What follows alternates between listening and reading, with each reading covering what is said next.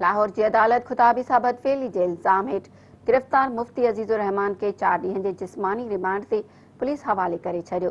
मुफ्ती अजीज़ police वारो जांच दौरान पंहिंजे ॾोह जो एतराफ़ करे वरितो आहे।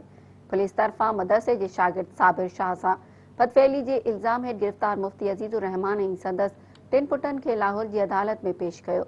अदालत में पुलिस तरफ़ां केस की जांच लाइ जवाबदारनि जे जिस्मानी रिमांड की इस्तदा कई, जेका अदालत मंज़ूर करे वरिती।